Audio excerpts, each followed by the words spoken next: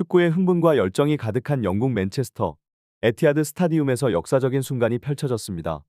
손흥민, 이 한국 출신의 경이로운 축구 선수가 맨체스터 시티를 상대로 놀라운 득점을 기록하며 전 세계 축구 팬들을 열광시켰습니다. 손흥민의 첫 번째 골은 단순히 30m를 질주해 4명의 수비수를 제치는 것이 아니었습니다. BBC의 매치 오브 더 데이 프로그램이 공개한 미공개 화면에 따르면 그는 맨시티의 10명 선수를 제치며 골을 넣은 것으로 나타났습니다.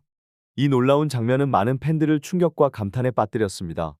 하지만 이날 경기는 손흥민의 활약만으로 설명될 수 없는 드라마가 있었습니다.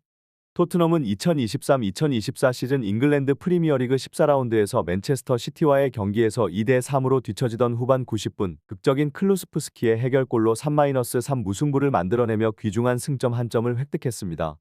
이는 단순히 스코어보드의 숫자를 넘어 끈질긴 투지와 불굴의 정신을 보여주는 순간이었습니다. 영국 축구계 전반은 토트넘의 열세를 예상했습니다. 팀의 중요한 선수 메디슨의 부상과 벤탄쿠르의 발목 인대 파열로 중원이 약해진 상태였기 때문입니다. 그러나 토트넘은 모든 예상을 뒤엎고 이날 경기에서 맨시티를 상대로 기적같은 무승부를 이끌어냈습니다. 이 경기는 단순한 스포츠 이벤트를 넘어 축구가 가진 드라마틱한 매력과 끊임없는 도전 정신을 보여주는 사례로 남을 것입니다. 손흥민과 토트넘의 이야기는 오랫동안 축구 역사에 길이 남을 것입니다. 축구 경기의 무대에서 일어난 이 사건은 마치 스포츠 드라마의 한 장면 같습니다. 토트넘의 주전 센터백 2명이 부상으로 빠진 상황에서 벤 데이비스와 로열이 센터백으로 출전하게 되었습니다. 전문적인 센터백이 아닌 이들이 맨체스터 시티의 강력한 공격을 막아내야 하는 역할을 맡게 된 것이죠. 이에 대한 우려가 토트넘 팬들 사이에 퍼져 있었던 것은 사실입니다. 하지만 경기가 시작되고 불과 5분 만에 상황은 완전히 달라졌습니다. 맨체스터 시티의 코너킥 이후 토트넘의 힐이 공을 잡아 글루셉스키에게 전달했습니다. 그리고 글루셉스키는 쇄도하는 손흥민에게 정확한 패스를 넣었습니다. 이후 손흥민은 도쿠와의 경합에서 헤더로 공을 따낸 뒤 약 30m를 질주해 골을 성공시켰습니다. 이 장면은 많은 축구 전문가들과 팬들을 놀라게 했습니다. 특히 손흥민의 이 골은 단순히 30m 질주로 설명될 수 없는 면이 있었습니다. 축구 전문가들은 손흥민이 실제로는 약 90m에 달하는 거리를 달렸다고 주장했습니다. 이를 뒷받침하듯 BBC의 매치 오브 더 데이 프로그램은 경기 중계 화면이 아닌 미공개 화면을 공개하며 손흥민의 움직임을 면밀히 분석했습니다. 이 사건은 단순히 한 골의 기록을 넘어서 축구라는 스포츠가 가진 예측 불가능성과 드라마틱함을 보여주는 사례로 남을 것입니다. 손흥민의 놀라운 질주와 골, 그리고 팀의 끈질긴 수비 노력은 축구 팬들에게 강렬한 인상을 남기며 이 경기는 오랫동안 회자될 것입니다. 맨체스터 시티가 얻은 코너킥에서 벌어진 상황은 마치 마술 같았습니다. 코너킥을 막아낸 공이 힐 근처로 떨어졌을 때 손흥민은 자신의 골문 근처에 위치해 있었습니다. 이 순간 힐이 공을 잡고 손흥민은 그의 천재적인 질주를 시작합니다. 힐은 경합을 이겨내고 왼쪽으로 달리는 클루스스키에게 공을 연결했고 이를 본 손흥민은 번개처럼 전력 질주를 시작합니다. 글루셉스키는 반대쪽에서 쇄도하는 손흥민을 보고 롱크로스로 전환 패스를 넣습니다. 이때 맨시티의 덕구가 손흥민을 막기 위해 전력을 다해 따라붙지만 손흥민은 바운드가 된 공을 헤더로 돌려 넣으며 덕구를 따돌립니다. 이 장면에서 주목할 점은 손흥민의 놀라운 스피드와 기술입니다. 덕구는 왼쪽 윙어로서 빠른 스피드를 자랑하는 선수임에도 불구하고 손흥민은 순간 가속도에서 완전히 그를 앞질렀습니다. 축구 전문가들은 프리미어리그에서 가장 빠른 선수들 중에 손흥민의 이름이 없음에도 불구하고 그가 어떻게 덕구를 제칠 수 있었는지에 대해 분석했습니다. 그들은 손흥민이 헤더 경합 중에 몸싸움을 통해 덕구의 무게중심을 흐트러뜨린 것이 속도 경쟁에서 우위를 점한 핵심 요인이라고 분석했습니다. 덕구가 순간적으로 중심을 잃어 속도를 떨어뜨렸기 때문에 손흥민을 따라잡지 못한 것입니다. 이러한 상황 속에서도 손흥민은 균형을 잃지 않고 공을 잡고 뛰어들었습니다.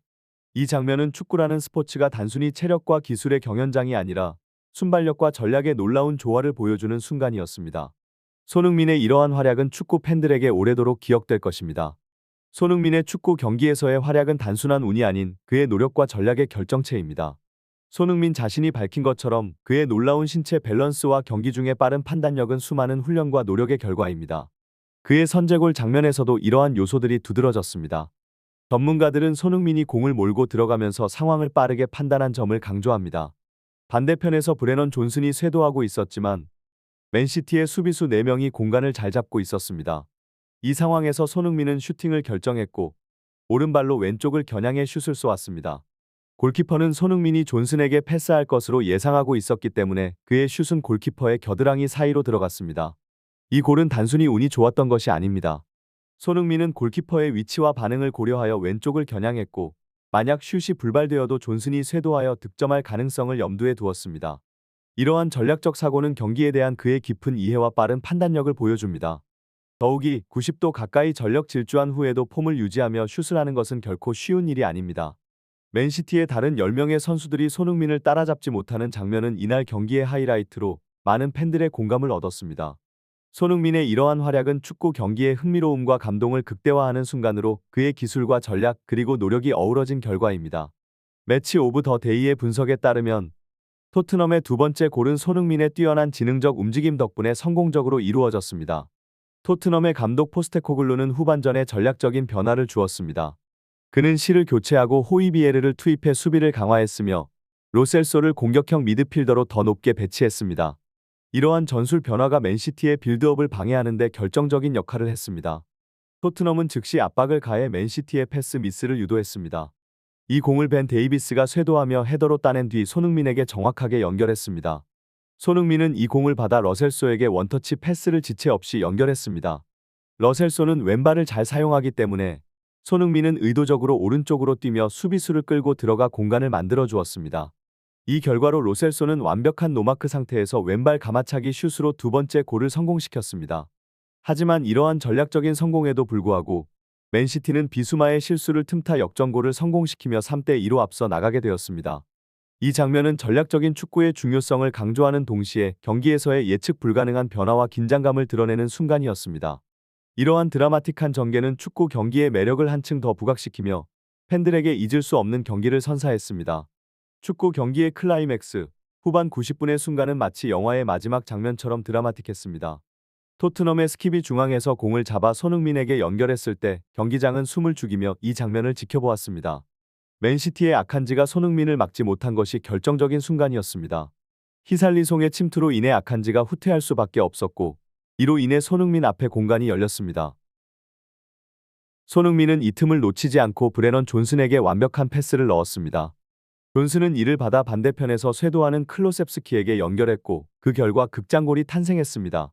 축구 전문가들은 시샬리송의 개입이 없었다면 클로셉스키에게 1대1 경합 상황이 만들어지지 않았을 것이라고 분석했습니다. 하지만 손흥민의 역할은 여기서 끝나지 않았습니다. 비공개 화면을 분석한 전문가들은 손흥민이 미드필더 중앙에서 기민한 움직임으로 볼을 좌우로 전개하는 역할도 수행했다고 말했습니다. 맨시티의 강한 압박 속에서도 손흥민은 과거 해리 케인이 했던 것처럼 내려와 공을 받아 좌우로 전개하는 역할까지 했습니다. 이 장면에서 손흥민은 디아스의 마크를 피하기 위해 공이 없어도 계속 움직여 상대 수비수를 떨구었습니다. 이러한 전략적인 움직임은 손흥민이 단순히 공을 가진 상태에서만 아니라 공이 없을 때도 팀에 큰 기여를 하는 선수임을 입증합니다. 전문가들은 손흥민이 90m에 가까운 질주를 하며 체력을 엄청나게 소모하는 모습에 대해 놀라움을 감추지 못했습니다. 이는 손흥민의 뛰어난 체력과 지구력 그리고 경기에 대한 이해와 전략적 사고가 어우러진 결과였습니다. 이 순간은 축구 경기에서의 놀라운 전개와 손흥민의 비범한 능력을 보여주는 하이라이트로 기억될 것입니다.